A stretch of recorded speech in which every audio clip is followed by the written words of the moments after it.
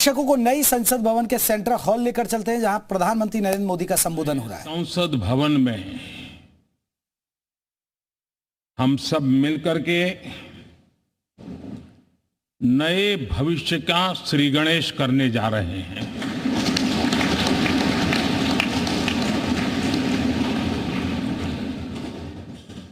आज हम यहां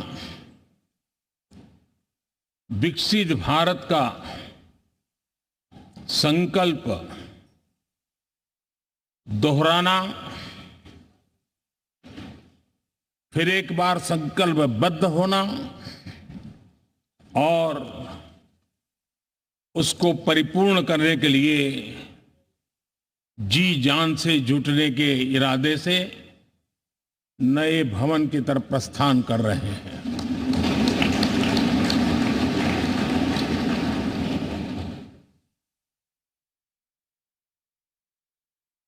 सम्मान्य सभागृह, ये भवन और उसमें भी ये सेंट्रल हॉल एक प्रकार से हमारी भावनाओं से भरा हुआ है। हमें भावुक भी करता है और हमें हमारे कर्तव्य के लिए प्रेरित भी करता है। आजादी के पूर्व ये खंड एक प्रकार से लाइब्रेरी के रूप में इस्तेमाल होता था, लेकिन बाद में संविधान सभा की बैठकें यहां शुरू हुई और उन संविधान सभा की बैठकों के द्वारा गहन चर्चा विचारणा कर करके हमारा संविधान यहीं पर आकार लिया। यहीं पर 1947 में अंग्रेजी हुकूमत ने सत्ता हस्तांतरण किया, उस प्रक्रिया का भी साक्षी हमारा ये सेंट्रल हॉल है।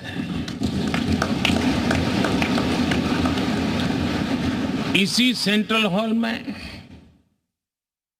भारत के तिरंगे को अपनाया गया। हमारे राष्ट्रगान को अपनाया गया और ऐतिहासिक अवसरों पर आजादी के बाद भी सभी सरकारों के दरमियान अनेक अवसर आए जब दोनों सदनों ने मिलकर के यहां पर भारत के भाग्य को गढ़ने के पर विचार किया, सहमति बनाई और निर्णय भी किए। 1952 के बाद दुनिया के करीब 41 राष्ट्राध्यक्षों ने इस सेंट्रल हॉल में हमारे सभी माननीय सांसदों को संबोधित किया है।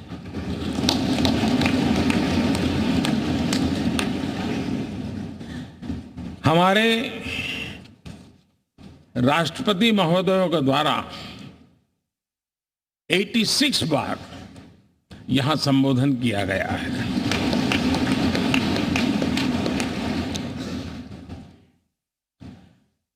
बीते 7 दशकों में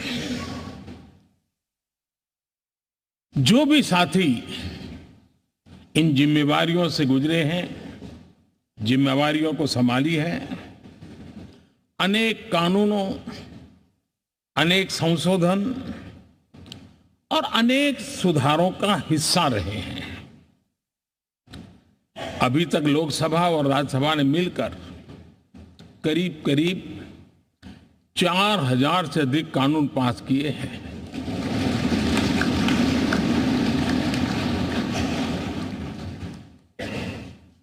और कभी जरूरत पड़ी तो ज्वाइंट सेशन के माध्यम से भी कानून पारित करने की दिशा में रणनीति बनानी पड़ी और उसके तहत भी दहेज रोकथाम कानून हो, बैंकिंग सर्विस कमीशन बिल हो, आतंक से लड़ने के लिए कानून हो, ये संयुक्त सत्र में पास किए गए हैं, इसी गृह में पास किए गए हैं। इसी संसद में मुस्लिम बहन बेटियों को न्याय की जो प्रतीक्षा थी, शाहबानो केस के कारण कुछ गाड़ी उल्टी पार्टी पर चढ़ गई थी, इसी सदन ने हमारी उस गलतियों को ठीक किया और 3 तलाक विरुद्ध कानून हम सब ने मिलकर के पारित किया। संसद ने बीते वर्षों में ट्रांसजेंडर को न्याय देने वाले कानूनों का भी निर्माण किया। इसके माध्यम से हम ट्रांसजेंडर के प्रति सद्भाव और सम्मान के भाव के साथ उनको नौकरी, शिक्षा, स्वास्थ्य, बाकी जो सुविधाएं हैं एक गरिमा के साथ प्राप्त कर सके, इसकी दिशा में हम आगे बढ़े। हम सभी ने मिलकर हमारे दिव्यांग जनों के लिए भी उनकी जरूरतों को देखते हुए, उनके एस्पिरेशंस को देखते हुए ऐसे कानूनों का निर्माण किया जो उनके लिए उज्जवल भविष्य की गारंटी बन रहे हैं। आर्टिकल 370 हटाने से लेकर वो विषय ऐसा रहा जो शायद ही कोई दशक ऐसा होगा कि चर्चा न हुई हो, चिंता न हुई हो और मांग न हुई हो। आक्रोश भी व्यक्त हुआ,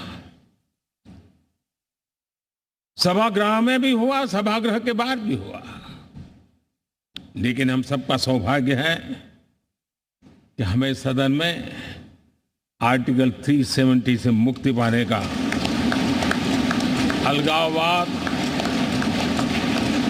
आतंकवाद के खिलाफ लड़ाई लड़ने का एक बड़ा महत्वपूर्ण कदम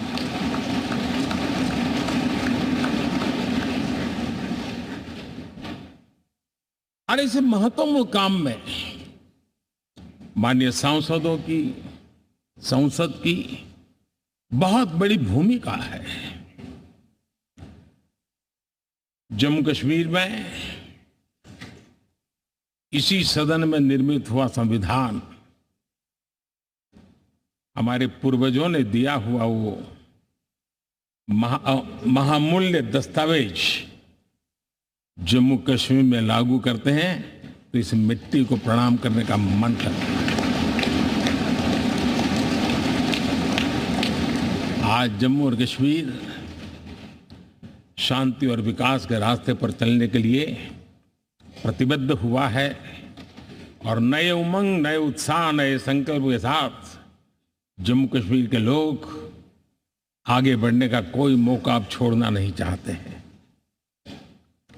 ये दिखाता है कि संसद के सदस्यों ने मिलकर के संसद के भवन में कितने महत्वपूर्ण काम किए हैं। माननीय सांसदगण, लाल किले से मैंने कहा था यही समय है, सही समय है।